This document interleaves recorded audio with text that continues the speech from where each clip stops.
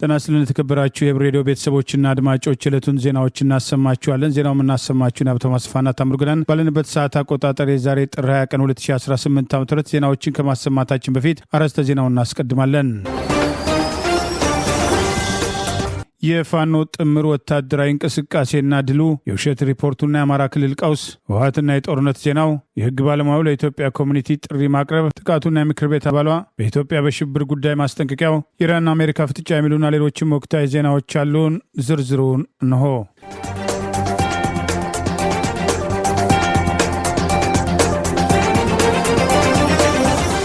የአማራ ፋኖ ብሔራዊ ንቅናቄ በላይ ዘለቀ ዕዝና ምኒልክ ዕዝ በጋራ በመሆን በአገዛዙ ስልጣን አስጠባቂ ወራሪ ሰራዊት ላይ የወሰዱትን እርምጃ ተከትሎ ድል መቀዳጀታቸው ተገለጸ። በተለያዩ ግንባሮች የህልውና ትግሉ ተጠናክሮ ቀጥሏል። የአማራ ፋኖ ብሔራዊ ንቅናቄ አፋብን ምስራቅ አማራ ቀጠና ምኒልክ ዕዝ ላስታ አሳምነው ኮር እሸት ክፍለ ጦር ነብሮ ተወርዋሪ ኮማንዶ ብርጌድ ሸድሆ መቄት ሻለቃና በላይ ዘለቀ ዕዙ ባንታ ባተ ኮር የተውጣጡ የፋኖ አባላት በአብይ አገዛዝ ስልጣን አስጠባቂ ወራሪ ሰራዊት ላይ የሰነዘሩትን ጥቃት ተከትሎ ሰብአዊና ቁሳዊ ኪሳራ ማድረሳቸውን ዛሬ ጥር 20 ቀን 2018 የነበረውን ውጊያ አስታኮ ባወጣው መረጃ ገልጿል። አፋብን ምኒልክ ዕዝ ባወጣው በዚሁ መረጃ መነሻውን ከላሊበላ ከተማና ላሊበላ ኤርፖርት ሽምሻህ አድርጎ እሸት ክፍለ ጦርን አፍናለሁ በሚል አጉል ምኞት አዳሩን በአምስት አቅጣጫ አስፍቶ የመጣው የጠላት ኃይል በባንታ ባተ ልጆችና በአሳምነው ልጆች ተገርፎ አስክሬኑ እንኳን ሳያነሳ ወደ መጣበት ላሊበላ ኤርፖርት ሽምሻህ እና ላሊበላ ከተማ ለመፈርጠጥ መገደዱ ገልጿል። ዛሬ ጥር 20 ቀን 2018 ዓ.ም ከሌሊቱ 10 ሰዓት ከቀኑ 8 ሰዓት በፈጀው ትንቅንቅ ከ15 በላይ አገዛዙ ስልጣን አስጠባቂ ወታደሮች ሲደመሰሱ ከ20 በላይ መቁሰላቸውንም ይኸው መረጃ ጠቅሷል። አንድነታችን ኃይል ነው። ካሁን በኋላ አማራ አንድ ድርጅት ፈጥረናል። በጎጥ አጥር ሳንከለል ስንፈልግ ሸዋ፣ ስንፈልግ ጎጃም፣ ጎንደር፣ ወሎ በማንኛውም ቦታ ተወርውረን ጠላትን አከርካሪውን እንሰብራለን በማለት የምኒልክ ዕዝ ምክትል ወታደራዊ አዛዥና የላስታ አሳምነው ኮር ሰብሳቢ አርበኛ ወንድሙ ማሩ እንዲሁም የበላይ ዘለቀ ዕዙ ባንታ ባተ ኮር አዛዥ አርበኛ አመኑ ዓለም በጋራ መልእክት ማስተላለፋቸውን ምስራቅ አማራ ቀጠና ምኒልክ ዕዝ ዛሬ ጥር 20 ቀን 2018 ባወጣው በዚሁ መግለጫ ጠቅሷል። ይህ በእንዲህ እንዳለ ልጅ ኢያሱ ኮር 24ኛ ክፍለ ጦር ደቡብ ወሎ ዞን ተለሁደሬ ወረዳ በርካታ የጠላት ኃይል በመደምሰስና በማድረግ ድል መቀዳጀቱን ምኒልክ ዕዝ ባወጣው ተጨማሪ መረጃ ገልጿል። የአማራ ፋኖ ብሔራዊ ንቅናቄ ምስራቅ አማራ ቀጠና ምኒልክ ዕዝ ልጅ ኢያሱ ኮር 24ኛ ክፍለ ጦር ትናንት ጥር 19 ቀን ለዛሬ ጥር 20 2018 ደቡብ ወሎ ዞን ተለሁደሬ ወረዳ ልዩ ቦታው ቆሎ ባቄላ የሚባል ቦታ ላይ በአገዛዙ ስልጣን አስጠባቂ ጦር ላይ ከፍተኛ ሰብአዊና ቁሳዊ ኪሳራ በማድረስ ድል መቀዳጀቱን ገልጿል። አይበገሬው 24ኛ ክፍለ ጦር ረጅም ጉዞ በመጓዝ ከሌሊቱ 7 ሰዓት ወደ ጠላት ምሽግ ሰርገው በመግባት የጥይት ናዳ መውረዳቸውን የጠቀሰው መረጃ ጠላት ጥቃቱ ሲፈጸም ጨለማ ስለነበር ግማሹ ገደል ሲገባ፣ ግማሹ ደግሞ ሙትና ቁስለኛ መሆኑን ጠቅሷል። ልጅ ኢያሱ ኮር 4ኛ ክፍለ ጦር በፈጸመው በዚህ ተጋድሎ 10 የፋሽስቱ አገዛዝ ስልጣን አስጠባቂ ወታደሮች የተማረኩ ሲሆን 15 ክላሽ በመማረክ ታላቅ ድል ማስመዝገቡንም የአማራ ፋኖ ብሔራዊ ንቅናቄ አፋብን ምስራቅ አማራ ቀጠና ምኒልክ ዕዝ ዛሬ ጥር 20 ቀን 2018 ባወጣው በዚሁ መረጃ ጠቅሷል። ይህ በእንዲህ እንዳለ በዚሁ ቀጠና የንጉስ ሚካኤል አሊኮር በአገዛዙ ስልጣን አስጠባቂ ጦር ላይ ከትላንት በስቲያ ጥር 18 ቀን 2018 በለጩማ ላይ በጠላት ላይ ጥቃት ሰንዝሮ ድል መቀዳጀቱን አስታውቋል። በበርካታ ተሽከርካሪዎች ጭኖ ወታደሮችን ወደ ምዕራብ ወሎ እያጓጓዘ ያለው የአብይ አገዛዝ ስልጣን አስጠባቂ ወራሪ ሰራዊት በለጩማ ሲደርስ ያልታሰበ ድንገተኛ ጥቃት ማስተናገዱን ይኸው መረጃ ገልጿል። የአፋብን ምስራቅ አማራ ቀጠና ምኒልክ ዕዝ ንጉስ ሚካኤል አሊኮር በሚንቀሳቀስበት የምዕራብ ወሎ ቀጠና ሰሞኑን ብዛት ያለው የጠላት ኃይል ከባድ መሳሪያ ጋር እየተጓጓዘ ሲሆን በቀጠና የነበረው የሰሜን ምስራቅ ዕዝ 801ኛ ኮር ሰራዊት ድጋፍ የፋኖን ጫና መቋቋም ስላልቻለ በቅርቡ አገዛዙ የመሰረተው 11ኛ ክፍለ ጦር በድጋፍ ሰጭነት ወደ ቀጠናው ሲገባ የአፋብን ምስራቅ አማራ ቀጠና ምኒልክ ዕዝ ንጉስ ሚካኤል አሊኮር ሳጅን አደማሊ አባናደው ክፍለ ጦር 4ኛ ሻለቃ ፋኖች በሰነዘሩበት የደፈጣ ጥቃት ከፍተኛ ሰብአዊና ቁሳዊ ኪሳራ ማስተናገዱን ገልጿል። ይህ በእንዲህ እንዳለ የደጋው መብረቅ አሃዶች በመቄትና ቋና በሁለት ግንባሮች በጠላት ሰራዊት ላይ መጠነ ሰፊ ጥቃት ማድረሳቸውንም ምኒልክ ዕዝ ባወጣው ተጨማሪ መረጃ ገልጿል። ዛሬ ጥር 20 ቀን 2018 በሁለት ግንባር ከ3 ወረዳዎች ለከበባ የመጣው የገዛዙ ስልጣን አስጠባቂ ወራሪ ሰራዊትን ከመቄ ከባድ ጥቃት ማስተናገዱን ገልጿል። ከመቄት ከጋሽና ከኮን በ3 አቅጣጫ ለከበባ የመጣው የጠላት ሰራዊት የከበባ ጥቃት የከፈተ ቢሆንም በፋኖች በተወሰደበት አጸፋ የመልስ ጥቃት እርምጃ በሁለቱም ግንባር ከ15 በላይ ጠላት ኃይል ሲደመሰስ 9 ከባድ የመቁሰል አደጋ ማስተናገዳቸውን ባወጣው ተጨማሪ መረጃ ገልጿል። በአማራ ክልል ውስጥ በቢሊዮኖች ብር የተቆጠረ የኢንቨስትመንት ፍቃድ መሰጠቱ ቢገለጽም የጸጥታ ሁኔታ ግን ግዙፍ ኩባንያዎችም ክልሉን ለቀው እንዲወጡ ያስገደዳቸው መሆኑ ተገለጠ። የአማራ ክልል ኢንዱስትሪና ኢንቨስትመንት ቢሮ በ2018 በጀት ዓመት የመጀመሪያው 6 ወራት ውስጥ ለ1867 ባለሀብቶች የኢንቨስትመንት ፍቃድ መስጠቱን አስታውቋል። የቢሮ ኃላፊ አቶ እንድሪስ አብዱ ለመገናኛ ብዙሃን በሰጡት አስተያየት ባለፉት 6 ወራት 2.77 ቢሊዮን ብር ካፒታል ላስመዘገቡ ባለሀብቶች ፍቃድ በክልሉ መሰጠቱን ገልጸው ለአምራች ኢንዱስትሪ፣ ለግብርናና ለአገልግሎት ዘርፎች የሚውል 3626.27 ሄክታር መሬት መዘጋጀቱን የጠቀሱት ኃላፊው ይህም የክልሉን የኢንቨስትመንት ፍሰት በየጊዜው እየተሻሻለ መምጣቱን የሚያመላክት ነው ብለዋል። እንደ ቢሮ ኃላፊው ገለጻ እነዚህ ፕሮጀክቶች ወደ ስራም ሲገቡ ለወጣቶች ስራ እድል በመፍጠር የክልሉን ኢኮኖሚ ለማነቃቃትም ትልቅ ሚና እንደሚኖራቸው ያመለከቱ ሲሆን ይሁን እንጂ ይህ በክልሉ ውስጥ ባለው የጸጥታ ሁኔታ ምክንያት ግዙፉ የጀርመን ሆርቲካልቸር ኩባንያ ሴልካታና ስራውን አቁሞ ወደ ጎረቤት አገራት መዛወሩን ባለፈው ግንቦት 26 2021 ማስታወቁም ተመልክቷል። ባለፈው መጋቢት 2017 ዓ.ም በምዕራብ ጎጃም ዞን ኮንዘላ አካባቢ ለአመታትም ሲንቀሳቀስ የነበረው ሴካለተዋን በክልሉ ባለው ግጭትና ጦርነት ሳቢያ የሰራተኞቹን ደህንነት ማረጋገጥ ባለመቻሉ የምርት ጣቢያውን ወደ ኬንያና ዩጋንዳ ማዛወሩን አስታውቀው እንደነበረ መዘገባችን አይዘነጋም። የኩባንያ ዋና ስራ አስፈጻሚ አንሳጋር ካሌም ውሳኔውን በተመለከተ ለአዲስ ስታንዳርድ ጋዜጣ በሰጡት አስተያየት መሪር ኪኒን ሲሉም የገለጹት ሲሆን የኩባንያው መውጣት 1000 በላይ ዜጎችን በቀጥታ ከስራ ገበታቸው የሚያፈናቅልና በድምሩ 10,000 ገደማ ሰዎችን ለኑሮ መቃወስ የሚዳርግ ነውም ብለውታል። ቀደም ሲል በነሐሴ 2015 ዓ.ም በክልሉ ያለው ጦርነትና ግጭትም ከ3000 በላይ ቋሚ የሥራ ዕድሎች እንዲጠፋና በኢንዱስትሪዎችም ላይ 2.5 ቢሊዮን ብር የሚገመት ጉዳት እንዲደርስ ምክንያት መሆኑ ተዘግቧል። የቢሮው ኃላፊው አቶ እንድሪስ የባለሀብቶችን እንግልት በመቀነስም ፈጣን አገልግሎት ለመስጠት እየሰራ ነው ቢሉም ነባር ኩባንያዎች ግን የፖለቲካ አለመረጋጋትና አስጊ ወታደራዊ አካባቢ ሊታለፍ የማይችል መሰናክል እንደሆነባቸው በመግለጽ ሀገር ጥለው መውጣትን የክልሉ የኢንቨስትመንት አካባቢ አሳሳቢነትን ያመላክታልም ተብሏል። ህወሓት በሁለት ግንባር ካገዛዙ ስልጣን አስጠባቂ ጦር ጋር ጦርነት መግጠሙን የሚጠቅሱ መረጃዎች ወጥተዋል። ጌታቸው ረዳ ራሳቸው የለኮሱትን እሳት ራሳቸው ይሙቁት በማለት ወጣቱ የጦርነት ማገዶ እንዳይሆን ጥሪ ማቅረቡ ተገልጿል። አገዛዙ ተጨማሪ የድሮን ጥቃት ለመፈጸም አሰሳ ማድረጉም ታውቋል። በዛሬው ዕለት በዶክተር ደብረጽዮን ገብረ ሚካኤል የሚመራው ህወሓት የትግራይ ኃይሎች የተባሉ ተዋጊዎችን በማሰማራት በሁለት ግንባር አዲስ ውጊያ ቀስቅሷል የሚሉ መረጃዎች የተሰራጩ ሲሆን በተከዜ ቀጠና ምስራቅ ጠለምት ለሚጫራ በተባለ ስፍራና ሌላው ግንባር በምዕራብ ጠለምት አንበሳ መቃብር ተብሎ በሚጠራው አካባቢ ከአካባቢው ሰላም አስከባሪዎችና ከአገዛዙ ስልጣን አስጠባቂ ወታደሮች ጋር ውጊያ መቅጠሙን የሚጠቅሱ መረጃዎች መውጣት ጀምረዋል። በምስራቅ ጠለምት ሚጫራ በተባለው ስፍራ በነፍስ ወከፍና በቡድን መሳሪያዎች የታገዘ ውጊያ የትግራይ ኃይሎች የሚባሉት በህወሓት የሚመራው ታጣቂ ኃይል ውጊያ ማድረጉን ሚጫራ በትላንትናው ዕለት በአብይ አህመድ አገዛዝ የድሮን ጥቃት የተፈጸመበት ቦታ አቅራቢያ የሚገኝ ቀበሌ መሆኑን ውጊያውን ተከትሎ የወጡ መረጃዎች ይገልጻሉ። በትላንቱ የድሮን ጥቃት የህወሓት ወታደሮችና ወታደራዊ መሳሪያዎች ላይ ከፍተኛ ኪሳራ አጋጥሟል በማለት የአገዛዙ ማህበራዊ ሚዲያዎች የገለጹ ቢሆንም የአብይ አስተዳደርም ሆነ ህወሓት በይፋ ስለ ጦርነቱ የሰጡት ምላሽ የለም። የቀድሞ የህወሓት ቃል አቀባይና ስራ አስፈጻሚ ኮሚቴ አባል ኋላም በአብይ አህመድ ተሹሞ የነበረው የምስራቅ አፍሪካ ጉዳዮች አማካሪ ሚኒስትር ጌታቸው ረዳ ህዝባዊ ዓላማው ለርካሽ የፖለቲካ ሸቀጥ እንዳይውል ጥንቃቄ እንዲደረግ በማለት በማህበራዊ ሚዲያቸው እየጠየቁ ሲሆን በከፍተኛ መስዋዕትነት የተገኘው የፕሪቶሪያ ስምምነት በሰላማዊ መንገድ እንዲተገበርና ተጨማሪ የሰው ኃይል እንዳይጠፋ ተጋዳላዩ ተቃውሞ እንዲያሰማ በማለት ለተዋጊዎቹ ጥሪ አቅርበዋል። ጌታቸው ረዳ በማህበራዊ ሚዲያው ባወጣው ጽሑፍ ራሳቸው የለኮሱትን እሳት ራሳቸው ይሙቁት በማለት በጠለምት ግጭት በህወሓት አመራሮች ላይ ጠንከር ያለ ትችት የሰነዘረ ሲሆን በትግርኛ ቋንቋ በጻፈውና ተተርጉሞ በማህበራዊ ሚዲያ በስፋት በተሰራጨው በዚህ ማስጠንቀቂያው ተፈናቃዮችን ለመመለስና ግዛታዊ አንድነትን ለማረጋገጥ በሚል ስም ህዝብን ዳግም ወደ ጦርነት የሚከቱ እንቅስቃሴዎች እየተደረጉ ነው በማለት ተዋጊው ኃይል ህይወቱን እንዳያጠፋ ተቃውሞውን እንዲያሰማ ጥሪ አቅርበዋል። የፌዴራል መንግስቱ በወልቃይት ያለውን አስተዳደር አፍርሶ ወደ ትግራይ ለማካለል ፍላጎት እንዳለው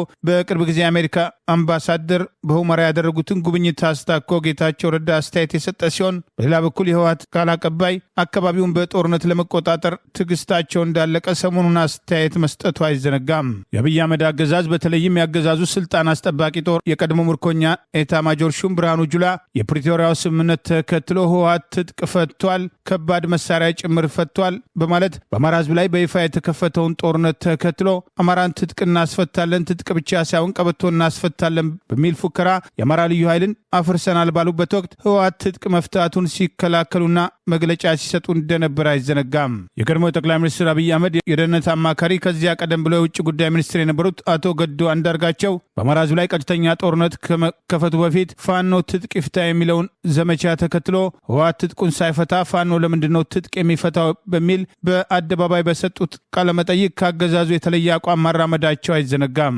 በፕሪቶሪያው ስምምነት መሰረት ህወሓት ታጣቂዎቹን ለመበተንና በአንድ ወር ውስጥ ከባድ መሳሪያ ጨምሮ መሳሪያውን ለማስረከብ የተስማማ ቢሆንም ስምምነቱ ተግባራዊ እንዳይሆን እድል በመስጠት ከ3 ዓመት በላይ የዘለቀው የአብይ አህመድ አገዛዝ ዳግም ወደ ተሟላ ጦርነት ውስጥ ይገባሉ የሚለው ጉዳይ ዛሬም አነጋጋሪ ሆነዋል። ጠቅላይ ሚኒስትር አብይ አህመድ ከአሜሪካው ምክትል የውጭ ጉዳይ ሚኒስትር ክሪስቶፈር ቲ ላውንዳውና የአሜሪካው አፍሪካ እዝ አዛዥ ጄኔራል ዳግቬን አንደርሰን ጋር በጽህፈት ቤታቸው መወያየታቸውን አስታወቁ። ጠቅላይ ሚኒስትሩ በማህበራዊ ትስስር ገጻቸው ባሰፈሩት መልእክት በጽህፈት ቤታችን ከተገኙት ላውንዳና ከጄኔራል ዳግቬን አንደርሰን ጋር ተወያይተናል። በቀጣይነት ያለው ትብብርና መከባበር አጽንኦት ለሰጠው ደማቅና ገንቢ ውይይታችንም ምስጋኔን አቀርባለሁ ሲሉም ገልጠዋል። በተጨማሪም የውጭ ጉዳይ ሚኒስትሩ ዶክተር ጌዲዮን ጢሞቴዎስም ክሪስቶፈር ላንዳውን በጽህፈት ቤታቸው ተቀብለው ያነጋገሩ ሲሆን በውይይታቸውም በኢትዮጵያና በአሜሪካ መንግስታት መካከል ያለውን የቆየ ግንኙነትን ይበልጥ ማጠናከር በሚቻልበት መንገዶች ላይ መምከራቸውን ሚኒስቴር መስሪያ ቤቱ አስታውቋል። ሁለቱ ወገኖች የጋራ ፍላጎት ባላቸው ቀጠናዊ ዓለም አቀፍ ጉዳዮች ዙሪያም የሐሳብ ልውውጥ ያደረጉም ሲሆን በትላንትናው ዕለት ኢትዮጵያ የገቡት የአሜሪካው ምክትል የውጭ ጉዳይ ሚኒስትር ክሪስቶፈር ላንዳውና የአሜሪካው አፍሪካ እዝም አዛዡ ጄኔራል ዳግቬን በኢትዮጵያ አየር ኃይል ቢሾፍቱ የተዘጋጀውን ዓለም አቀፍ የኤግዚቢሽን ኤክስፖ መጎብኘታቸው መዘገባችን ይታወሳል። የአሜሪካው ዲፕሎማት ወደ ኢትዮጵያ ከመምጣታቸው በፊት የመጀመሪያ መዳረሻቸውን ባደረጉት ከግብጽ ባለስልጣናት ጋር በአባይ ጉዳይና በቀጠናዊ ጉዳዮች መምከራቸውም ተመልክቷል። በአባይ ወንዝ ላይ የተናጥል ግንባታ ማድረግ አንመክርም የሚል አቋም ያንጸባረቁት የአሜሪካው ፕሬዝዳንት ዶናልድ ትራምፕ በኢትዮጵያና በግብጽ መንግስታት መካከል አሳሪና አስገዳጅ ለግብጽ ያደላ የተባለም ስምምነት ለማፈራረም ጥረት እንደሚያደርጉ መግለጻቸውን ቀደም ሲል መዘገባችን ይታወሳል። በአሜሪካ በተለያዩ ግዛቶች የሚገኙ የኢትዮጵያ ኮሚኒቲ ማህበራት እየተወሰደ ያለውን የኢሚግሬሽን ዘመቻ ተከትሎ ተጎጂ የሆኑ ወገኖችን ለመርዳት መንቀሳቀስ እንዳለባቸው ትውልደ ኢትዮጵያ የህግ ባለሙያ ጥሪ ያቀረበ። በአሁኑ ወቅት በፕሬዝዳንት ዶናልድ ትራምፕ አስተዳደር እየተካሄደ ያለው የኢሚግሬሽን ዘመቻ ተከትሎ በሚኒሶታ 2 አሜሪካውያን ህይወት የቀጠፈበት እርምጃ ውዝግብና ተቃውሞም እያስከተለ ሲሆን የዲሞክራቲክ ብቻ ሳይሆን ጥቂት የሪፐብሊካን አባላት ጭምር የአገር ውስጥ ጉዳይ ኃላፊዋ ክሪስቲ ኖምን ከስልጣን እንዲወርዱ በግድያው የተሳተፉ ለህግ እንዲቀርቡና ምርመራ እንዲደረግ ጥያቄ እየቀረበ ሲሆን በዛው ሚኒሶታ የሚገኘው ትውልደ ኢትዮጵያ የህግ ባለሙያ ሙሉዓለም ጌታቸው በአሁኑ ወቅት የኢሚግሬሽን ዘመቻውን ተከትሎ ችግር ላይ ላሉ ወገኖች በተለያዩ የአሜሪካ ግዛቶች የሚገኙ የኢትዮጵያ ኮሚኒቲ አባላት ከፍተኛ አስተዋጽኦ ማድረግ እንዳለባቸው ጥሪ አቅርበዋል። በዚህ ሰዓት በሁሉም ስቴቶች ያሉ የኢትዮጵያ ኮሚኒቲ አባላትና አደረጃጀቶች ወጥተው ወገኖቻችንን ማጽናናት መስራት ላልቻሉና ተደብቀው ላሉ ሰዎች ድጋፍ ማሰባሰብ፣ የቤት ኪራይ መክፈል፣ የጠበቆች ወጪ ማገዝ ያስፈልጋል። እስካሁን ይህን ሲያደርጉ ያየሁት በጣም ጥቂት የኢትዮጵያ ኮሚኒቲ ማህበራት ናቸው ማለት ትውልደ ኢትዮጵያ የህግ ባለሙያ በማህበራዊ ገጹ ባቀረበው ጥሪ አስታውቋል። መዋጮ ለመጠየቅና የኢትዮጵያ ኮሚኒቲ አለ ለማለት ብቻ ከተሰባሰብን ያሳፍራል ያለው የህግ ባለሙያው ትላንት አንድ ነጭ ቤተሰብ እኔን በኢሜይል ተገናኝተው ነበር። መደበቂያ ስፍራ ያጣ ደንበኛ ካለኝና ቤት የተቸገረ ከሆነ ከልጆቻቸው አንደኛው ልጅ አሁን ቤት ስለሌለ የእርሱን ክፍል መጠቀም እንደሚችል ነበር የነገሩኝ። ተመልከቱ፣ ይሄ ከዚህ ሀገር ሰው የመጣ ነው። ለማያውቁትና ቋንቋቸውን ለማይነገር ሰው እጃቸውን ለመዘርጋት ነበር የጠየቁኝ ሲል የህግ ባለሙያው ጠቅሷል። የኢትዮጵያ ኮሚኒቲዎች ግን በብዛት ድምጻቸው አይሰማም። ከድሃ ሀገር የመጡ ቤተሰቦቻቸው በነሱ በሚልኩት ትንሽ ገንዘብ የሚተዳደሩ ብዙ ኢትዮጵያዊ ስደተኛ ተደብቋል፣ በችግር ላይም ነው። ስለዚህ በዚህ ሰዓት ለሁሉም እንኳን ባይሆን ለምንችለው በጋራ ድጋፍ ማሰባሰብ ማሰብ ነገ እኔም ወገን አለኝ ህዝብ አለኝ እንዲሉ ነው የሚያደርጋቸው። በችግሩ የቆምለት ሰው መቼም አይረሳንም። ዛሬ የረዳነው ነገም እርሱ ለችግረኞች ይቆማል። ኢፍትሐዊነት ነው፣ የፍትህ ትምህርት ቤት ነው በማለት ትውልደ ኢትዮጵያ የህግ ባለሙያ ሙሉዓለም ጌታቸው ጥሪ አቅርበዋል። ይህ በእንዲህ እንዳለ በሚኒሶታ እየተካሄደ ያለውን የኢሚግሬሽን ዘመቻ ተከትሎ አሌክስ ፕሪቲን ጨምሮ ኒኮሊ ጉድ የተገደሉበት እርምጃ እንዲመረመር የሚጠይቁ ተቃውሞዎች ተጠናክረው የቀጠሉ ሲሆን በርከት ያሉ የዲሞክራቲክ ፓርቲ የኮንግረስ የምክር ቤት አባላት ጨምሮ ጥቂት የሪፐብሊካን የምክር ቤት አባላት ጭምር ግድያውን በማውገዝ የአገር ውስጥ ጉዳይ ኃላፊዋ ክሪስቲን ኖምን ከስልጣን እንዲነሱ፣ ከስልጣን የማይነሱ ከሆነ ምክር ቤቱ በሚወስደው እርምጃ ከስልጣን እንዲነሱ መጠየቃቸውን አጠናክረው ቀጥለዋል። ህግ ረቆ ዘመቻው ተጠናክሮ ቀጥለዋል። ፕሬዚዳንት ዶናልድ ትራምፕ በሚኒሶታ ያሰፈሩት ቁጥሩ ከ3000 በላይ ይሆናል የተባለው በአግባቡ ያልሰለጠኑ የኢሚግሬሽን ኦፊሰሮች ያሏቸውን የሚኒሶታ አገረ ገዢ ቲም ዋልዝ ከግዛቱ እንዲያስወጡ የጠየቁ ሲሆን ሰፊ ተቃውሞ በተካሄደበት በሚኒሶታ ሚኒያፖሊስ የከተማው ከንቲባ ጃኮብ ፍሬዝ የተወሰደውን እርምጃ በመቃወም ጥቃቱን የፈጸሙና የህዝቡን ደህንነት አደጋ ላይ ጣሉ ያሏቸው የኢሚግሬሽን ኦፊሰሮች ከተማውን ለቀው እንዲወጡ በድጋሚ ማሳሰባቸውን ተከትሎ ፕሬዚዳንት ዶናልድ ትራምፕ በእሳት እየተጫወተ ነው በማለት በዙሪያ ያሉ ሰዎች ስለሚናገረው ነገር እንዲነግሩት የፌዴራል የህግ አስከባሪ አካላት በዚያ እንዳይንቀሳቀሱ እያለ ነው በማለት ከንቲባውን ለማስጠንቀቅ ሞክረዋል። በሚኒሶታ የተካሄደው ህዝባዊ ተቃውሞ በሌሎች ግዛቶች ጭምር ድጋፍ ያገኘ ሲሆን የግዛቱ አገረ ገዢ ቲም ዋልዝ በግፍ ለተገደለው አሌክስ ቤተሰቦች ስለሱ መናገሬን እቀጥላለሁ በማለት በከተማው የአርበኞች ሆስፒታል የጽኑ ህሙማን ክፍል ነርስ የነበረው አሌክስ ሞት የተሰማቸውን ሐዘን ዛሬ ለቤተሰቦቹ በድጋሚ መግለጻቸውም ተዘግበዋል። ምርጫ በመጣ ቁጥር በአደባባይ ህዝብን ከሚዋሹት የብልጽግና ፓርቲ ከፍተኛ አመራሮች መካከል የአዲስ አበባ ከንቲባ አዳነች አቤቤ የምርጫ ዓመት ስለሆነ የማንችለውን አንድም ቃል አንገባም በማለት ስድስተኛው ሀገራዊ ምርጫን ተከትሎ በአደባባይ የዋሹትን ወደ ጎን በማድረግ አዲስ ቃል ገብተዋል። በኦሮሞ ብልጽግና ፓርቲ የበላይነት የሚመራው ገዢው ብልጽግና ፓርቲ ከፍተኛ አመራርና የአዲስ አበባ ከንቲባ አዳነች አቤቤ የምርጫ ዓመት ስለሆነ የማንችለውን አንድም ቃል አንገባም በማለት የ2018 በጀት ዓመት የ6 ወራት አፈጻጸም ግምገማ ላይ ባደረጉት አጠቃላይ ንግግር መናገራቸው ከዚህ ቀደም በአደባባይ የገቧቸውን ቃሎች በማስታወስ ወቀሳ አስከትሎባቸዋል። ባለፈው ገዢው ብልጽግና ፓርቲ ብቻውን ሮጦ ያሸነፈበት የተጭበረበረው ስድስተኛ ዙር ሀገራዊ ምርጫን ተከትሎ በምርጫ ዋዜማ ከደቡብ አፍሪካ ኩባንያ ጋር ቤት ለመስራት ስምምነት አድርገናል በማለት ከንቲባ አዳነች አቤቤ በአደባባይ የተፈራረሙበትና በሚሊዮን የሚቆጠሩ ቤቶችን ሰርተን በቅርቡ እናስረክባለን በሚል አዲስ ያመጡትን ቁጭ በሉ ካምፓኒ ለፊርማ ስነስርዓት ከዋሉት በኋላ ድምፁ ያልተሰማበት የተባለው ቤትም ያልተሰራበት እርምጃን የሚያስታውሱ ወገኖች የምርጫ ወቅት ሲመጣ ብቻ ሳይሆን የአገዛዙ ባለስልጣናት ሐሰተኛ ሪፖርት በማውጣት በተለይም ፍላጎት በሌላቸው ቦታ የመሰረተ ልማት እናካሄዳለን የሚል ቃል በመግባት ተደጋጋሚ ወቀሳ ሲቀርብባቸው እንደነበር አይዘነጋም። ያለፈው ምርጫ ተከትሎ የመንግስት ሰራተኞች ተደራጅተው ቤት እንዲሰሩ ይደረጋል። የኮንዶሚኒየም ግንባታውን ለጊዜው ከኛ በተጨማሪ ራሳቸውን በማህበራት ያደራጁ ቤት እንዲሰሩ ቦታ አመቻችተናል ከሚሉ ጀምሮ በርካታ ቃል ኪዳኖችን በአደባባይ በመግባት አንዳቸውም ያልተፈጸሙና ይልቁኑ ዜጎችን በማንነት ሳቢያ ጭምር ቤታቸውን እያፈረሱ ንብረታቸውን እያወደሙ ያላንዳች በቂ ካሳ ብዙዎችን ሜዳ ላይ የተጣሉበት ዜጎች በገዛ ሀገራቸው ባይተዋርና ስደተኛ የሆኑበት የከተማ አስተዳደሩ በኮሪደር ልማት በጫካ ፕሮጀክትና የወንዝ ዳር ልማት ስም የከተማዋን የህዝብ አሰፋፈር ለመቀየር በአብይ አህመድ የሚመራው የኦሮሞ ብልጽግና ፓርቲ ከተማዋን የኦሮሚያ ክልል ለማድረግ የሚወስደው ስትራቴጂ ለማስፈጸም ከንቲባዋ ቁልፍ ሚና እንደነበራቸው በተደጋጋሚ ሲጠቀስ የቆየ ሲሆን የከተማ አስተዳደሩ ይህንኑ ዓላማ ለማስፈጸም የሚንቀሳቀስና ምርጫውን ማስቀድሞ የተበላ እቁብ መሆኑ በተደጋጋሚ ሲጠቀስ የቆየ ሲሆን ከ8 በላይ የሚሆኑ የተቃዋሚ ፖለቲካ ፓርቲዎች በአገዛዙ ቁጥጥር ስር ያለው ምርጫ ቦርድ በዲጂታል ምዝገባ ስም ለገዢው ብልጽግና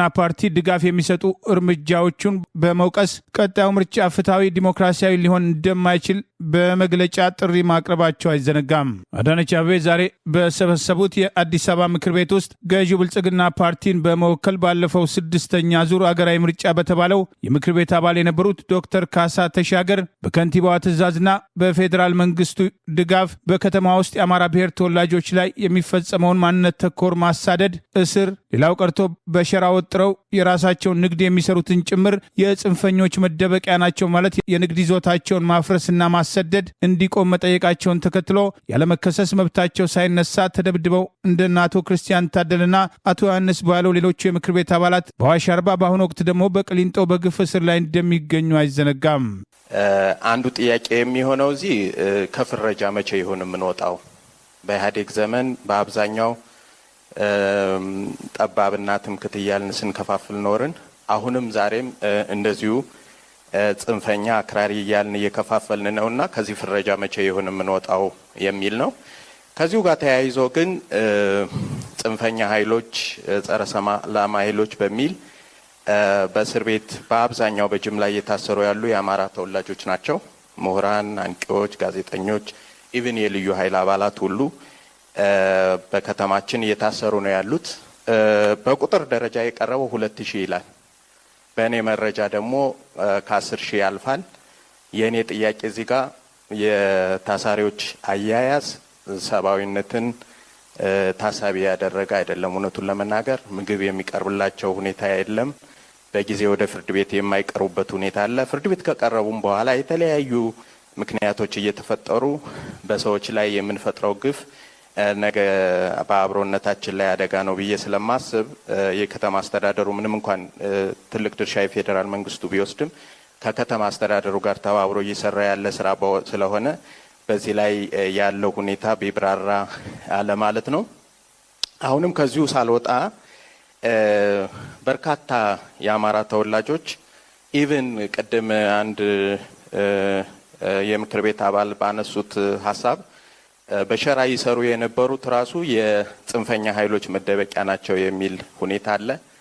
ከዚሁም ጋር ተያይዞ እንደዚሁ ቤቶች ፈረሳ ላይም አሁንም ከዚህ አስተሳሰብ ሳንወጣ ህጋዊ ሰነድ ያላቸው የአየር ካርታ ያላቸው ሁሉ ግለሰቦች ቤታቸው እየፈረሰ ያለበት ሁኔታ አለ።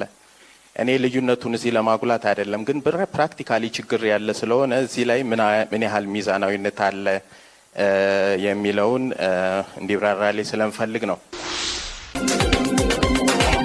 በአሜሪካው ሚኒሶታ ግዛት ውስጥ ከመራጮቻቸው ጋር በትላንትናው ምሽት ምክክር በማድረግ ላይ የነበሩት የመጀመሪያዊቷም ትውልደ ሶማሊያዊት የዲሞክራቲክ ፓርቲ የህዝብ እንደራሴ ኤለን ኦመር ከአንድ የአፍቃሪ ዶናልድ ትራምፕ ደጋፊ ጥቃትም ተሰነዘረባቸው። ዶናልድ ትራምፕ ኤለን ኦመር ራሳቸው ያቀነባበሩትም ሴራ ሳይሆን አይቀርም የሚል አስተያየት መሰንዘራቸውም አነጋጋሪ ሆኗል። የዶናልድ ትራምፕ ቀኝ እጅ የሆኑት የአገር ውስጥ ደህንነቷም ክሪስቲ ናኦሚም ስልጣን እንዲለቁ አይሲም እንዲሰረዝም አሊያም በሚኒሶታ ግዛት ውስጥ እየተከተለ ባለው የኢሚግሬሽን ታክቲክ የተነሳም በአገር ውስጥ ደህንነቷ ሹሟ ላይ ኢምፒች ወይም ክስ እንዲቀርብ ጥሪ በማቅረብ ላይ ሳሉ የመርፌ ስሪንጅ ውስጥ ምን እንዳለበት ለጊዜው ያልተገለጠ ንጥረ ነገር በእጁ የያዘም የ55 ዓመት አንቶኒ ኮዘሜሬክ የተባለ ተጠርጣሪ ወደ ህዝብ እንደራሴዋ ኤለን ኦመር ተጠግቶ ጥቃት ከመፈጸሙ በፊት በጸጥታ ኃይሎች በቁጥጥር ስር ውሎ ወደ እስር ቤትም ተወስዷል።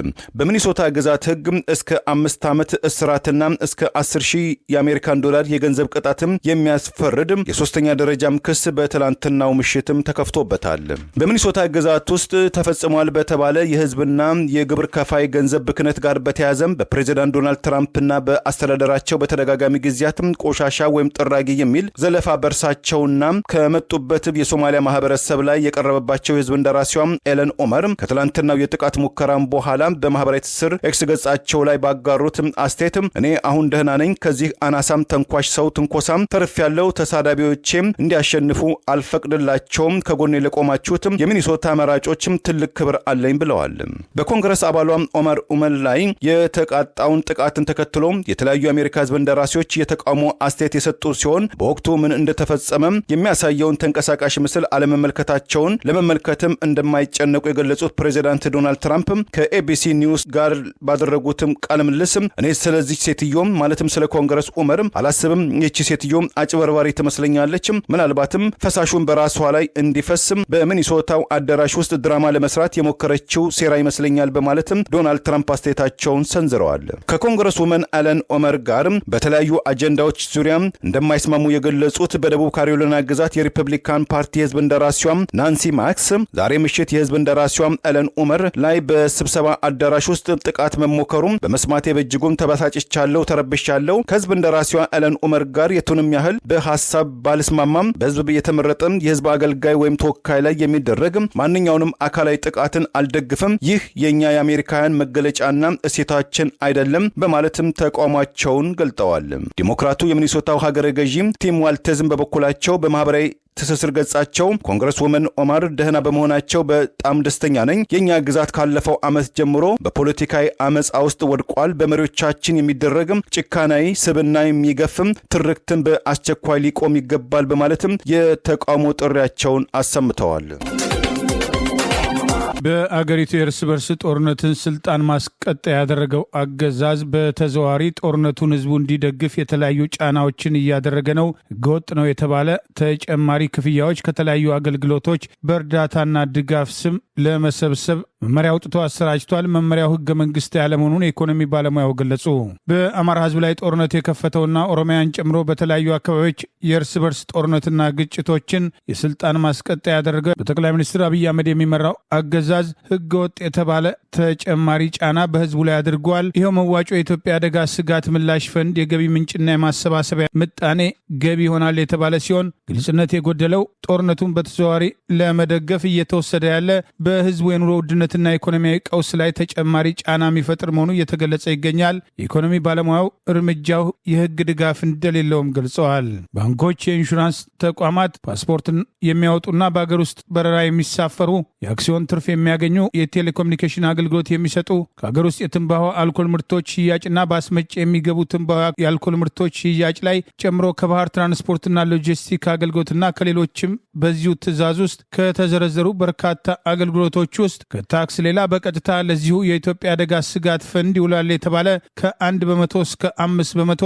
ከ100 ብር እስከ 200 ብር በተለያዩ አገልግሎቶች ላይ ድርጅቶች ከገበያቸው ላይ ግለሰቦችም ከኪሳቸው እንዲያወጡ የሚያስገድድ ሲሆን ህጋዊነቱ ላይ ጥያቄ ተነስተውበታል። የኢኮኖሚ ባለሙያው ሙሼ ሰሞ አገዛዙ የኢትዮጵያ አደጋ ስጋት ምላሽ ፈንድ የገቢ ምንጭና የማሰባሰቢያ ምጣኔ ሰንጠረዥ ብሎ ያሰራጨውን ዋቢ በማድረግ የመጀመሪያ ጥያቄያቸው ህገ መንግስታዊ መሰረት አለው ወይ የሚል እንደነበር በማንሳት በህገ መንግስቱ አንቀጽ 95 እስከ 100 ድረስ በተዘረዘሩት ውስጥ ግብር ከመሰብሰብ ውጭ አንዱም ላይ የመንግስት የፋይናንስ ምንጭ ከዜጎች ቋሚ ገቢም ሆነ ከፋይናንስ እንቅስቃሴያቸውና በክፍያ ከሚያገኙት አገልግሎት ላይ መዋጮ የመሰብሰብ ስልጣን እንደተሰጠ የሚያሳይ ዝርዝር ማግኘት አለመቻላቸውን ገልጸዋል። በሰንጠረዡ ስር ነቀል ለውጥ የሚፈልጉ ማህበራዊ ችግሮችን ለመቅረፍ በሚል ዘይትና ዱቄት ስፈሩልኝ በማለት የተጀመረው መዋጮ የማሰባሰብ አባዜ ቀስ በቀስ ስር እየሰደደና እየተራቀቀ መጥቶ ዛሬ ላይ በህግ ወደ ተደገፈ ቋሚ አሰራርና ባህል እየተሸጋገረ መሆኑን ለመታዘብ አዳጋች አይደለም በማለት ድርጊቱን ተችተዋል።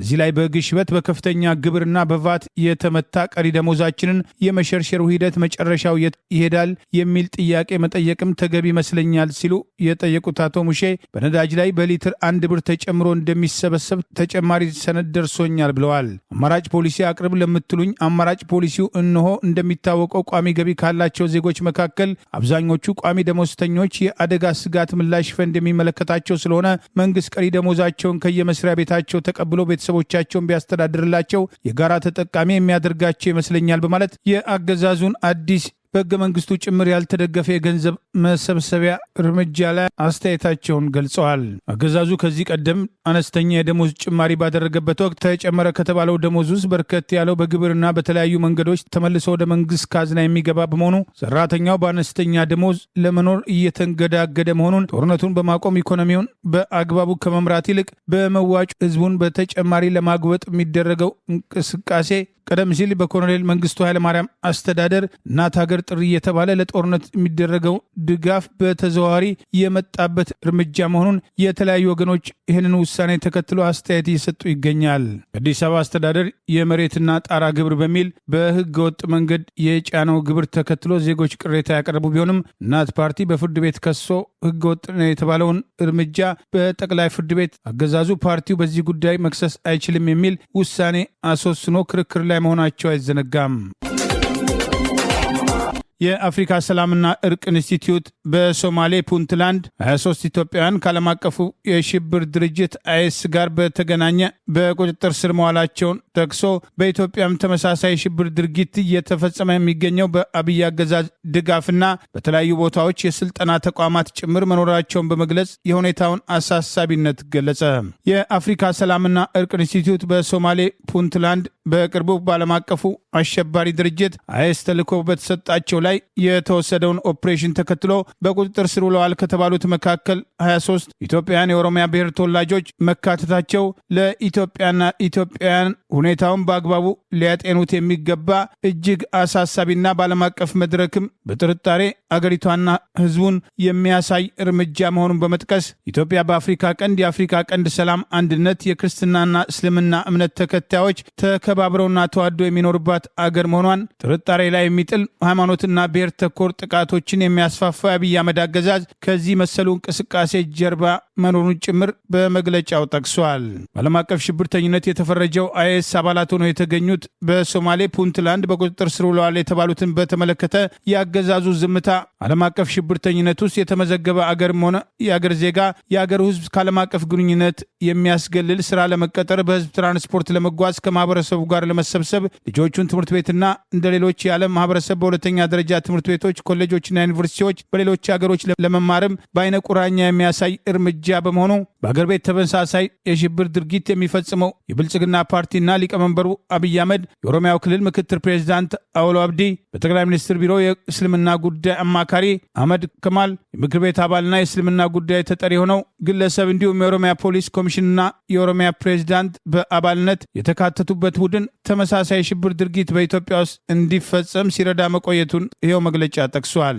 የአፍሪካ ሰላምና እርቅ ኢንስቲትዩት በኢትዮጵያ ውስጥ ለእስልምና አክራሪዎች፣ የኢራን እስላማዊ አክራሪ አባላት፣ የየመን ሀውቲ አንሴር፣ የሳውዲ አረቢያ፣ አፍጋኒስታን እስላማዊ አክራሪ ቡድኖች፣ ከአረብ ኤምሬትስ የተላኩ አስተማሪዎች ስልጠና ጭምር እንደሚሰጡ በዚሁ መግለጫው ጠቅሷል። ኮሬ ነገኛ፣ ጋቼና፣ ሲርናና ሌሎችም አደረጃጀቶች እገታ፣ አፈና፣ ግድያ፣ ሃይማኖትና ብሔር ተኮር ጥቃቶችን በመፈጸም የሚታወቁ መሆናቸውን ያስታወሰው ይኸው መግለጫ በተለይም ኮሬ ነገኛ ወይም የጸጥታ ኮሚቴ የተባለው ተመሳሳይ ድርጊት መፈጸሙን ዓለም አቀፉ መገናኛ ብዙሃን ሪፖርተር አጋልጦ እንደነበርም አስታውሷል። የአገዛዙ ባለስልጣናት ይህንን ድርጊት ለመፈጸም የገንዘብና የትጥቅ ድጋፍ የሚያደርጉላቸው አደረጃጀቶች ተግባርም አሸባሪነት መሆኑን የጸጥታው ምክር ቤት፣ የአሜሪካ መንግስት፣ የአውሮፓ ህብረት፣ የእንግሊዝ መንግስት፣ የእስራኤል መንግስትና ሌሎች ዓለም አቀፍ ተቋማትም በሶማሌ ፑንትላንድ በአይኤስ አባላትነት ተይዘዋል የተባሉት ኢትዮጵያውያንን ጉዳይና በአገር ቤት ያሉ እንቅስቃሴዎችን በንቃት እንዲያጣሩና እንዲከታተሉ የአፍሪካ ሰላምና እርቅ ኢንስቲትዩት ባወጣው በዚሁ መግለጫ ጥሪ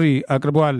የቀድሞ ኦሮሚያ ክልል ካቢኔ አባል ዶክተር ሚልኬሳ ሚዳጋ በአብይ አህመድ ትእዛዝ በአሩሲና በሌሎችም የኦሮሚያ ክልሎች ከደህንነት መስሪያ ቤቱ ጋር በተቀናጀ በህገወጥ መንገድ የሚንቀሳቀስና ሃይማኖትና ብሔር ተኮር ጥቃቶችን የሚፈጽም ቡድን ማደራጀታቸውን የአቶ ታዬ ደንዳ የቀድሞ ሰላም ሚኒስትር ዴኤታ እስርን ተከትሎ በሰጡት ተደጋጋሚ ማብራሪያ መመስከራቸው አይዘነጋም። የአርቲስት ሃጫሉ ሁንዴሳን ግድያ ተከትሎ በአማራ ብሔር ተወላጆችና የኦርቶዶክስ እምነት ተከታዮች ላይ ተቀነባብሮ የተወሰደውንም እርምጃ ያገዛዙ መከላከያ ኤታ ማጆር ሹም ብርሃኑ ጁላ ተልዕኮ የተሰጣቸው ወጣቶች ማድረጋቸውን በዝዋይ ከተማ በነበረ አንድ ህዝባዊ ስብሰባ ላይ ጭምር እናንተ ምን አገባችሁ እነሱ ስራቸውን ሰርተዋል ብሎ እስከ መናገር መድረሱን መመስከሩ አይዘነጋም።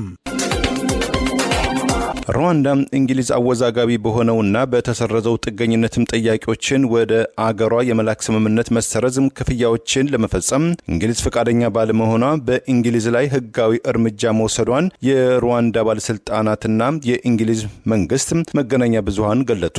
ሩዋንዳ በትላንትናው ዕለት በሆላንድ ሄግ በሚገኘው ቋሚ የግልግል ፍርድ ቤት በኩል በእንግሊዝ ላይ የግልግል ሂደትን የጀመረች ሲሆን እንግሊዝ ከ2 ዓመት በፊት ስምምነቱን በይፋ ማቋረጥ ባለመቻሏ ምክንያት ሩዋንዳ የ50 ሚሊዮን ፓውንድ ወይም 68.8 ሚሊዮን የአሜሪካን ዶላር የካሳ ክፍያ እየጠቀች መሆኑን ቴሌግራፍ የተባለው የእንግሊዝ ዕለታዊ ጋዜጣም ዘግቧል።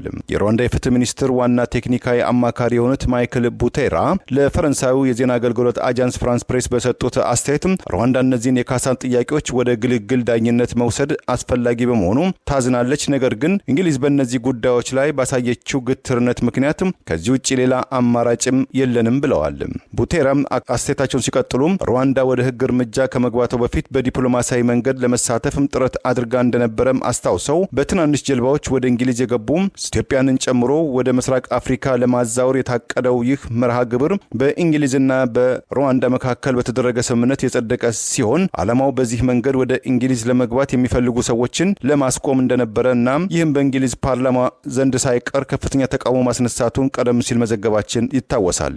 የእንግሊዙ ጠቅላይ ሚኒስትር ኬር ስታርመር በቀድሞው ጠቅላይ ሚኒስትር ቦሪስ ጆንሰን መንግስት እንደ ፈረንጆቹ አቆጣጠር በ2022 የተጀመረውን ይህንን ስምምነት ባለፈው ሐምሌ ወር 2024 ስልጣን ሲይዙ የሞተና የተቀበረ ሲሉም ሰርዘውታል።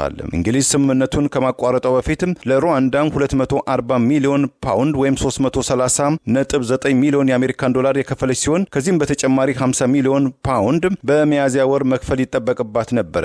የእንግሊዙ ጠቅላይ ሚኒስትር ይፋዊ ቃል አቀባይ ማክሰኞ ዕለት ለጋዜጠኞች እንደተናገሩት የእንግሊዝ ግብር ከፋዮችን ለመጠበቅም አቋማችንን አጥብቀን እንከላከላለን ብለዋል። ባለፈው ዓመት እንግሊዝ ሩዋንዳ በዲሞክራቲክ ሪፐብሊክ ኮንጎ የአይኤም 23 አማጽያን ቡድን የሚያደርገውን ጥቃት ትደግፋለች በሚል አብዛኛው የገንዘብ እርዳታዋን አቋርጣ የነበረ ሲሆን ሩዋንዳም ይህንን እርምጃ የቅጣት እርምጃ ስትል አጣጥለዋለች።